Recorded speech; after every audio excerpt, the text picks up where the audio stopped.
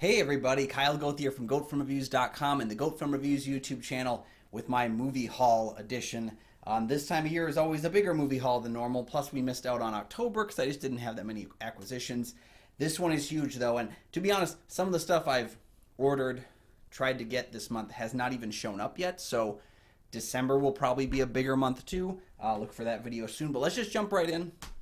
If you guys don't know what the show is, this is just me sharing my physical media collection, the new items I've gotten in October of this month and October of this year and November of this year, and showing you guys what I have. Please make sure to comment down below your thoughts on the different movies I've acquired. Some of these are first-time views that I'm going to have here at my house. Some of them are movies I've seen and liked and thought I'd watch again, so I picked them up. Let me know your thoughts down below, though. That's one of my favorite things about this channel, is being able to talk with the people that are out there watching.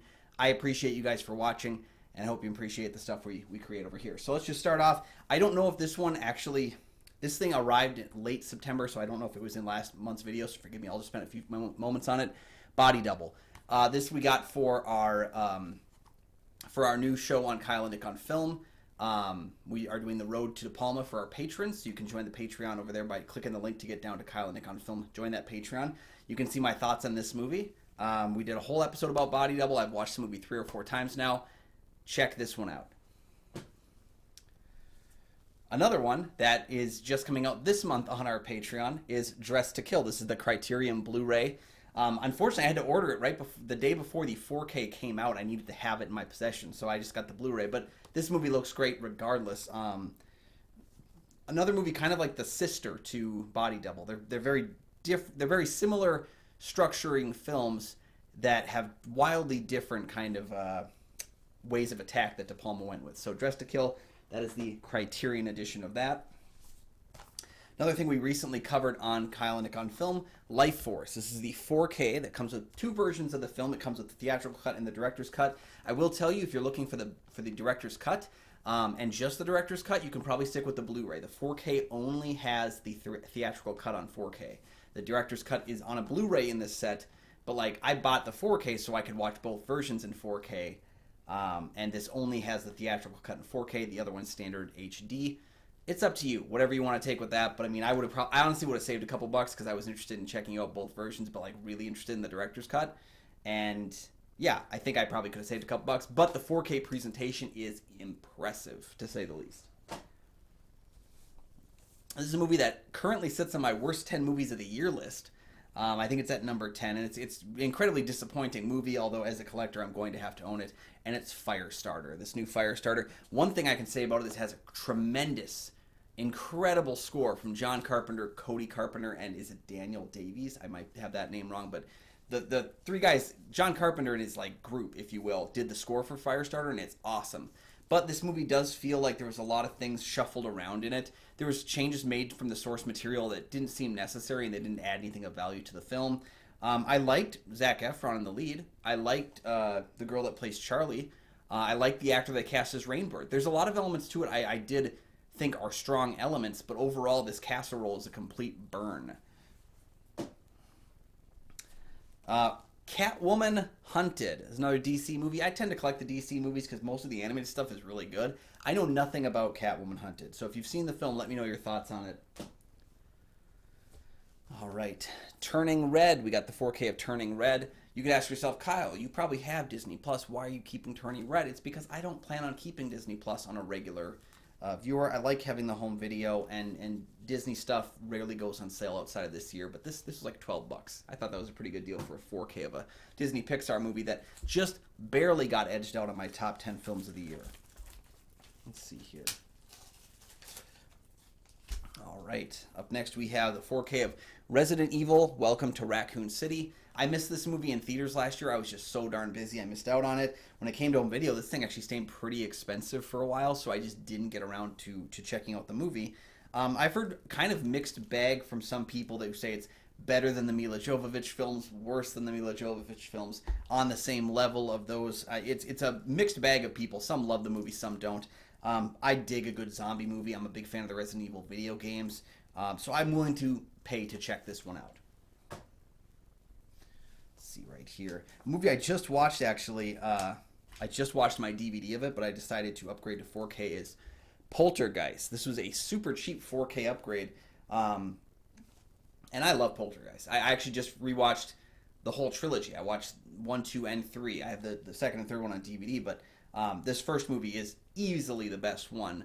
But no one's asking 2 and 3 to be better. It would be an almost impossible task. So, Poltergeist, directed by Tobe Hooper, written by Steven Spielberg. It should be noted, I'm a person who believes that Tobe Hooper directed this film. I have people I trust that say Tobe Hooper directed this film, and I think you're crazy if you don't. But Poltergeist is a fantastic movie directed by Tobe Hooper. Mark this down as a surprise from a couple years ago that got a sequel too. Sonic the Hedgehog 2. I put this on the same level as the first one. There are things that I think it does better, and there are things I think it does worse. The whole wedding side plot doesn't seem to add much to the film. It's kind of where the film seems to crumble a little bit. But then everything done with Dr. Robotnik, with Sonic, with Tails, with Knuckles, all that stuff is fantastic. I think the movie has some really strong and enjoyable elements to it. And it was kind of tough to get a 4K of this, actually. I almost settled and went for the HD. Let's see here. Up next, we have one of my favorite movies of the year, The Northman.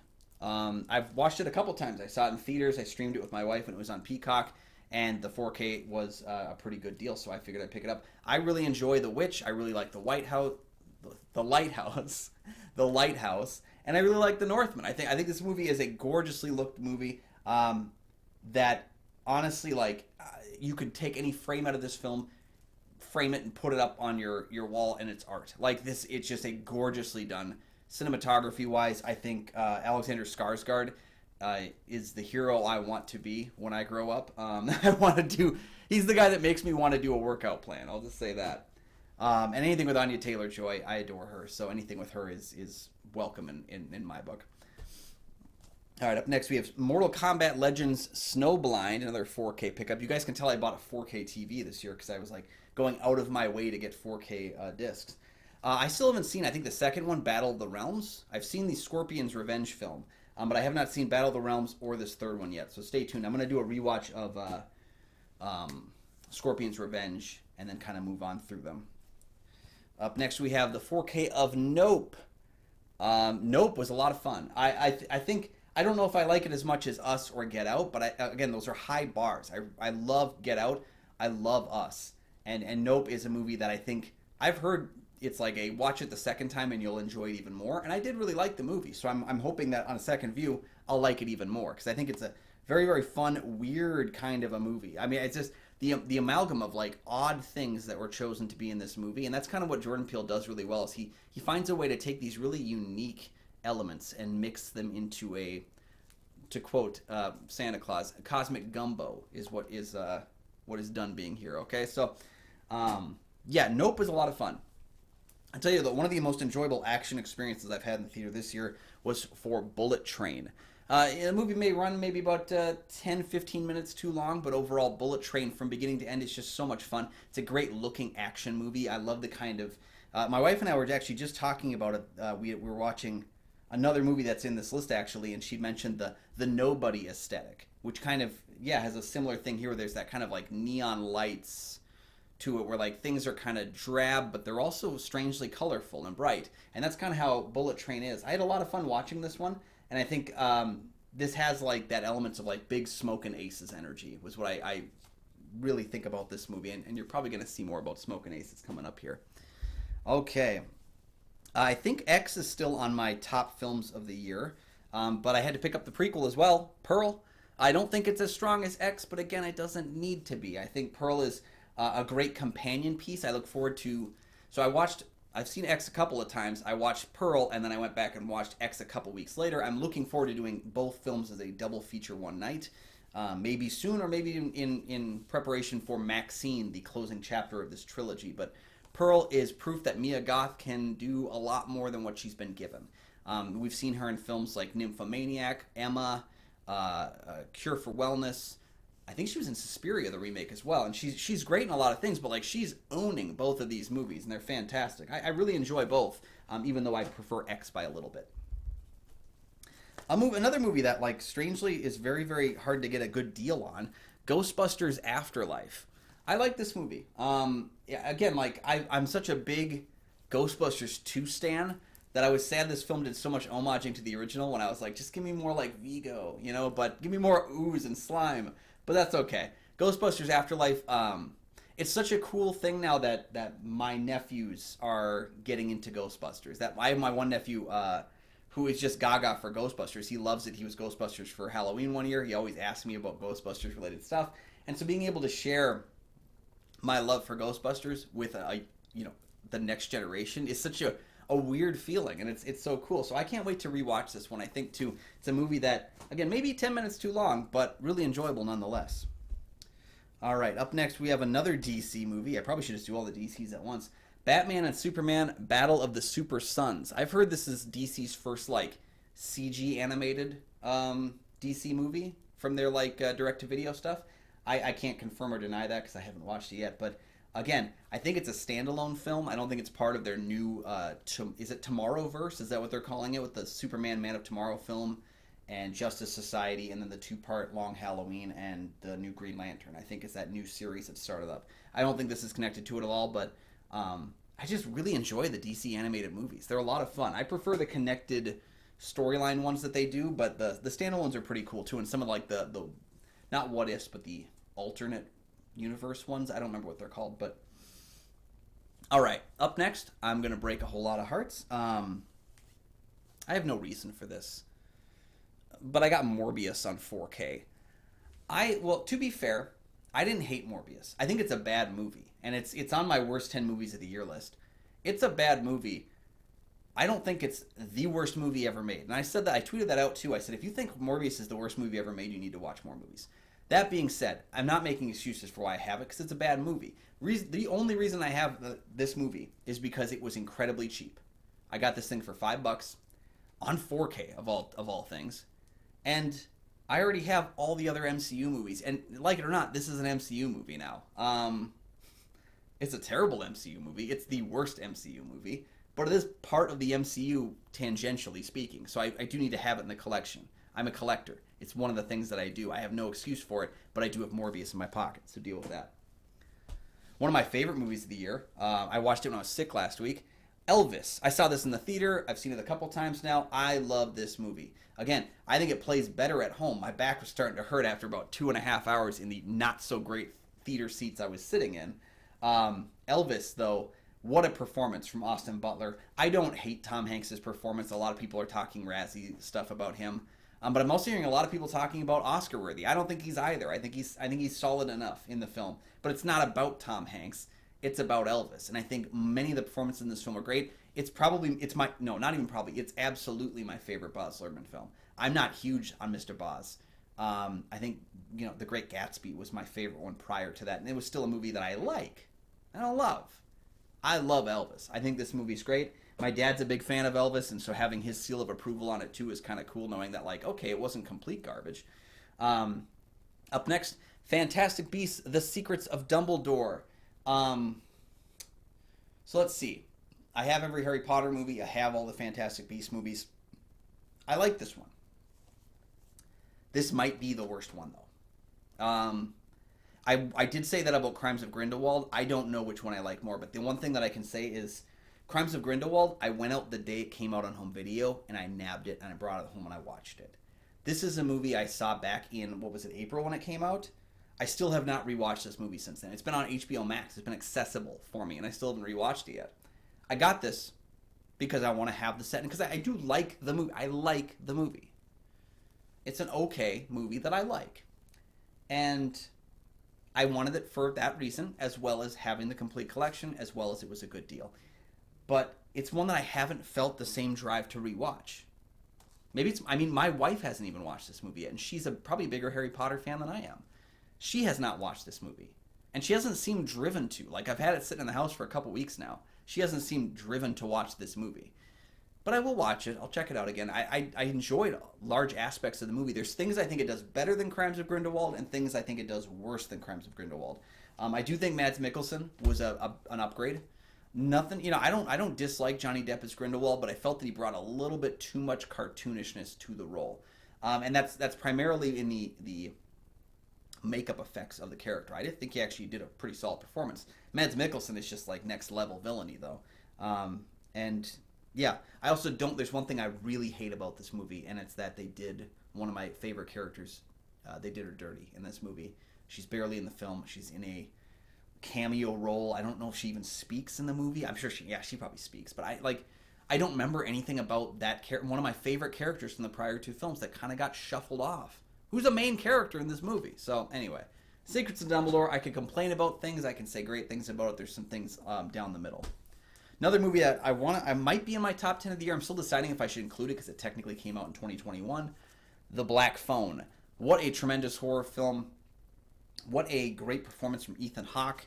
What a great performance from, Finney Shaw, the actor that plays Finney Shaw. I gotta look it up, man. Mason Thames. Mason Thames, I continue to forget his name when I talk about this movie, and Mason Thames is great. Having a child actor that can go toe-to-toe with Ethan Hawke is a big win. I really enjoy this movie. I think it's my favorite Joe Hill adaptation. I like it a little bit more than Horns. And I, a little bit more than Nosferatu as a series was, but I think The Black Phone is very well done. It's probably my favorite, Scott Derrickson directed film. Probably my favorite C. Robert Cargill written film. I just think everyone is on their A game with this movie. I don't have a lot of complaints about the film. It's like little nitpicks here and there, things I think would have been done better, but even stuff other people noticed, I didn't even notice. Someone mentioned there's a CG baseball in the first scene because they couldn't get the shot right. And I was like, didn't bother me at all. I didn't even notice it. So, The Black Phone. It's an awesome horror movie, and I think you should check it out. More DC stuff. Green Lantern, Beware My Power. This is part of that Tomorrowverse, I believe. It follows up after the two-part Long Halloween. And the reason I actually haven't watched this is because I'm rewatching those movies. So I just finished Justice Society, and I'm going to start watching the Long Halloween Part 1 and 2, and then I'll jump into this one as well. Let's see here. Okay. Up next we have The Unbearable Weight of Massive Talent. Nick Cage is Nick Cage. This is a movie that is so damn stupid that it shouldn't work. Let me be clear. It's an idea that is so damn stupid it shouldn't work. And this movie is an incredible action comedy with a whole lot of other weirdness in place too. It's one of those multi-genre movies that it's really hard to even give label to. It's just such an odd movie. I can't understand it. My wife, I showed it to my wife a couple nights ago, and we both kind of agreed, Tiffany Haddish we're both kind of cooled on. I think she kind of plays the same character a lot. I don't think she's bad in this movie, but just in general, I think someone else could have brought something more to the Tiffany Haddish role, but it's not her movie either. It's Nicolas Cage and, surprisingly, Pedro Pascal, who I say surprisingly only because this is a role that I've never seen him do before, and he does it very well. He is comedic gold with Cage. They have such great chemistry. They have such great timing for each other's comedy. Both of them are fantastic in this movie. It's a Nick Cage movie. It's also a Pedro Pascal movie. It's also a lesson in cagery, and gives you a lot of Nick Cage movies to check out if you haven't yet. I actually saw this before I saw Con Air. I was planning on watching Con Air, no doubt, but I saw this a day before I saw Con Air. So I will say this: it opens with the last few moments of Con Air. So if you haven't seen Con Air, go stream that first and then watch this. But that'd be a good double feature anyway. All right, continuing on. We've got Jurassic World Dominion. Again, as a collector, I have to have this to finish my set. I don't dislike the movie. I think it's fine. But I feel like Dominion shouldn't have been a movie that was just fine. I feel like it should have been great. I feel like it was set up to be great. And what's so weird is the choice to take everything that would have been a fantastic movie and shuffle it off in 5 minutes and then get into this weird Locust storyline. It's odd. But some of the stuff in the movie works. I just think it's probably the weakest of the Jurassic World films. Maybe the weakest of the Jurassic Park films, all 6 of them. It's not very strong. Up next here we have OJ Made in America. This was technically a mini-series from 30 for 30, but it also won Best Documentary at the Oscars because they did play it in its 8-hour form in a theater so that they could qualify. It's a very well-made documentary, probably a little too long. I don't think it should have won the documentary award that year. That's just me, but a fascinating documentary about O.J. Simpson. Well worth checking out. I've been a big fan of sports documentaries for a while. I've talked about it before. I've got the 30 for 30 films, and I didn't have this one, so I added it to my collection. All right, up next here, we got 3 John Wayne films. I saw my first 3 John Wayne films this year. Hondo, The Man Who Shot Liberty Valance, and True Grit. And so I added a couple more John Wayne films to my collection with The Searchers, The Wild Bunch, and How the West Was Won. I've not seen any of them other than the three I mentioned before. Are the only John Wayne films I've seen, so I can't really speak to those. Another one up is three Stallone films that I have never seen before. We've got Demolition Man, Over the Top, and Tango and Cash. Again, not seen them before, but all three of them are films that I'm excited to watch because they're three Stallone films that I feel like I should have seen by now. Up next year, we've got one of my favorite movies of the year so far, Mrs. Harris Goes to Paris. This is a delightful movie about a woman who's basically been working for other people her entire life, never really done anything for herself. She gets a big sum of money that comes in from insurance, and she decides to buy herself a Dior dress. And it's about the story of her going to Paris to get that dress. It's a beautiful movie, well worth checking out if you haven't seen it. I think it's streaming on Peacock right now, but I had to get it for my collection. All right, up next, I upgraded my DVD copy of Full Metal Jacket to 4K. One of the better Stanley Kubrick films in a very wide assortment of great movies. This is one of my more favorite films. Yes, the first half is stronger than the second half, but I still think the second half is pretty darn good too. Yeah, just wanted to upgrade my copy of Full Metal Jacket. I also picked up Injustice from DC, another DC movie. I tend to wait because they come out with so many of these movies, and like I'm not spending full price for that. We've been burned before. If you've watched my discussion on Constantine, House of Mystery, or whatever it's called, they burned us before DC did, so I'm not going to spend that kind of money again. But I did get Injustice. I played the video game. I'm assuming that's where the storyline kind of comes from. But yeah, have not seen it yet. Don't know much about it. I guess one of these surprises from last Thanksgiving, I actually think I saw this Thanksgiving weekend, Encanto. I really liked Encanto. You know what? I'm an Encanto hipster. I saw Encanto before it was cool, before it hit Disney Plus and everyone got a chance to check it out. I saw the movie in theaters, and I really liked Encanto. Yeah, just a movie I didn't feel like I was like, I don't need to have this in my collection today. And when it comes out, I will grab it. And eventually, the price was right. One movie that I liked a lot more than I think most people did this year, Death on the Nile. I had never seen the Kenneth Branagh directed Murder on the Orient Express. I had it, so I watched it in preparation for this film. I think I did a double feature, really. Loved both movies quite a bit. I really enjoyed the murder mystery at play here. I know that there are other versions of this story, and a lot of people say the other ones are better. I get that, but I really liked this one too. There are things I think this one does a little bit better than Murder on the Orient Express. There are things I think this one does a little bit worse than Murder on the Orient Express. But overall, it's on that level. If you saw that first film, check out this one. The only issue with it, I guess, is that not having ever read the story or knowing where it was going to go, I felt like I knew where the ending was for this film. Same with Murder on the Orient Express.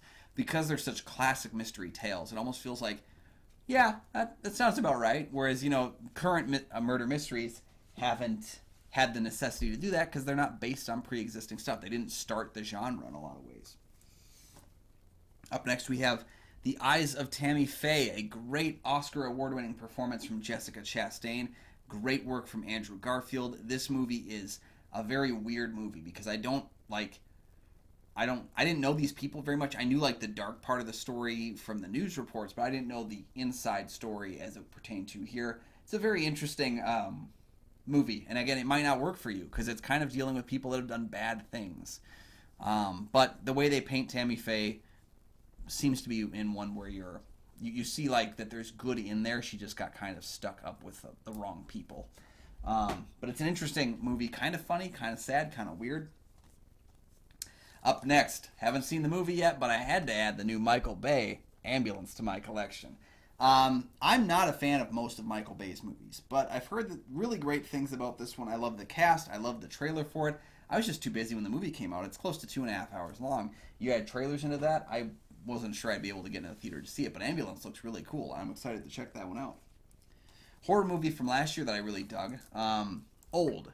The only thing that I didn't like about this movie is I felt like the ending was a bit Shyamalan. But I don't think that the ending being weird and kooky and maybe not work for everybody, I don't think it takes away from the general horror of the movie. It's a really cool little movie.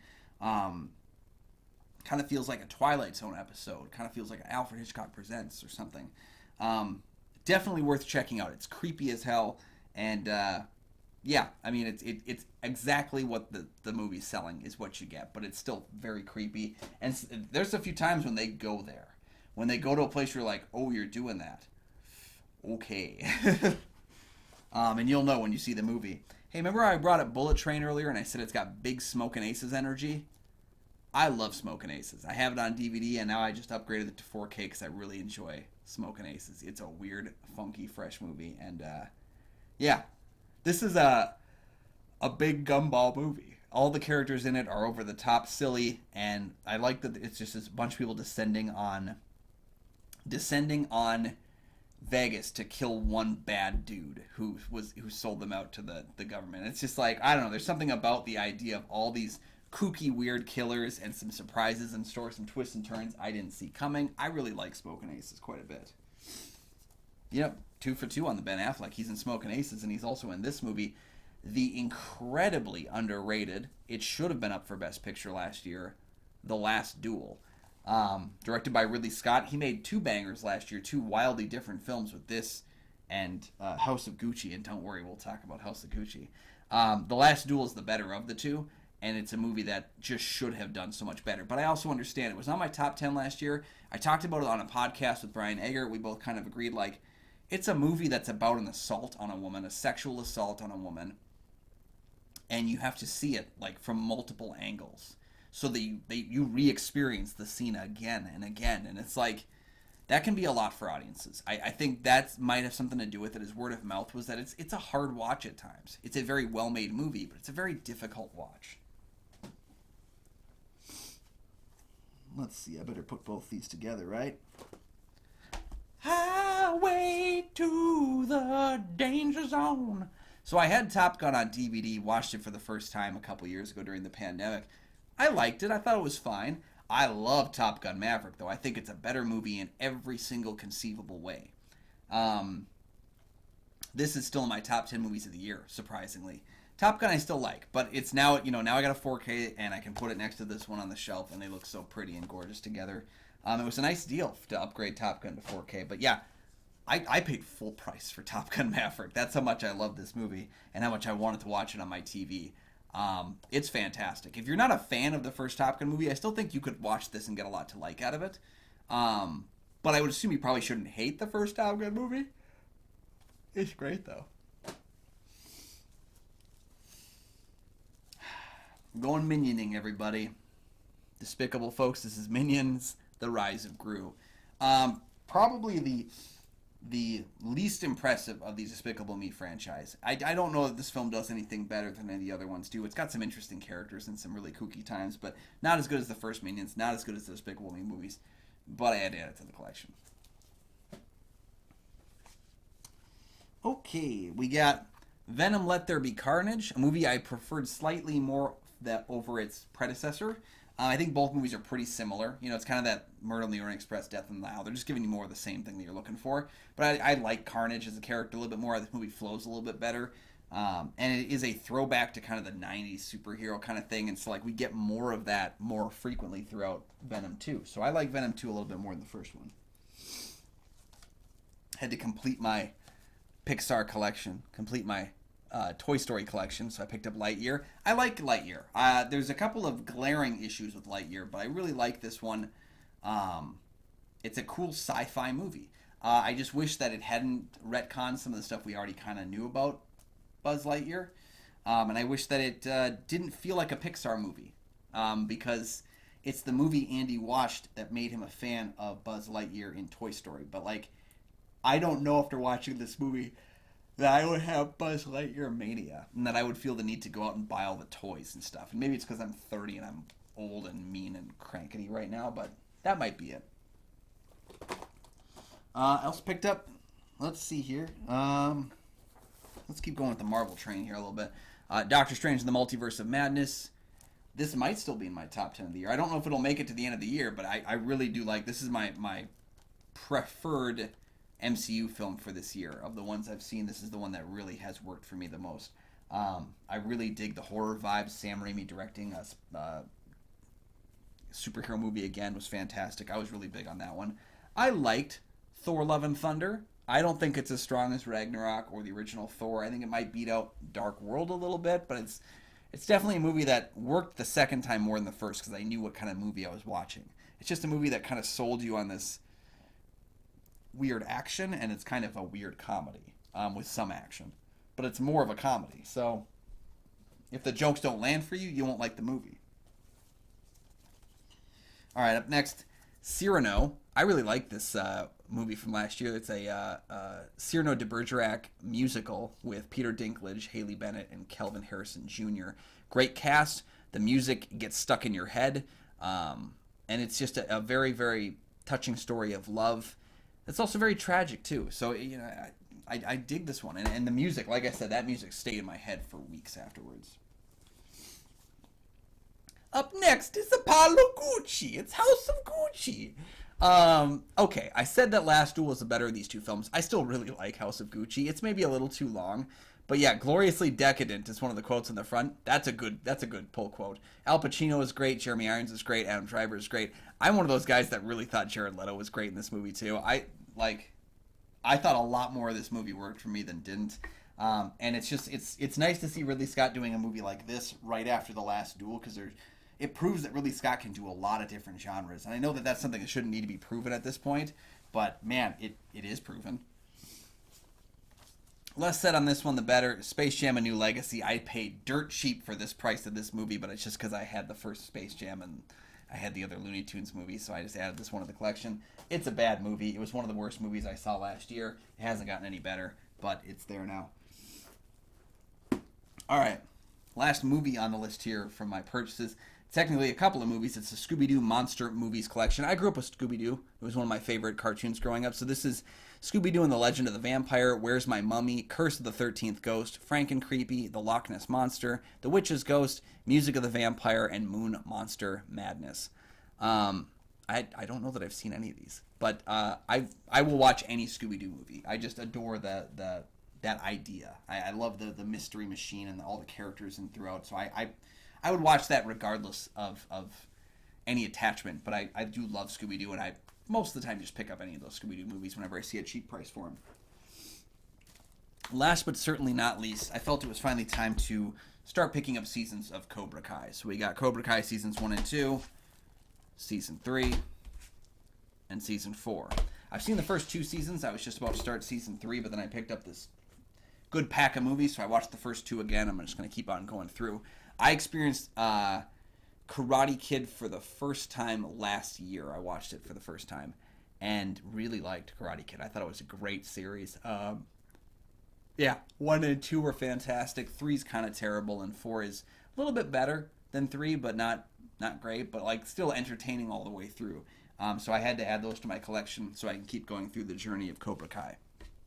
Last but not least, I just want to highlight a couple of screeners I just received. I got a screener for Master with Virginia Hall, a screener for 13 Lives from Ron Howard, a screener from Catherine called Birdie, a screener for My Policeman, and a screener for Emergency. I think these were all sent out by Amazon Studios. I'm part of a bunch of critics groups, so I got these screeners. I got a bunch of digital ones too that have come in, but just a bunch of stuff that got added in screener-wise, so I'm very busy with screeners before the end of the year. I got a lot of movies to check out, so I'll be checking out those as well. Thank you guys for joining me for this movie haul for October and November of 2022. You'll definitely see one again in December because I got some movies being mailed out that haven't arrived yet. And you'll be privy to that as they show up. Thank you guys for joining us. Let me know what you bought for this Black Friday weekend, for this holiday season for yourself. Don't forget to treat yourself and tell me what movies are in your personal collection and which ones should I be most excited about in my collection from these. Or maybe which ones really suck. I'm fine with it. Tell me which ones. We'll see you guys next time.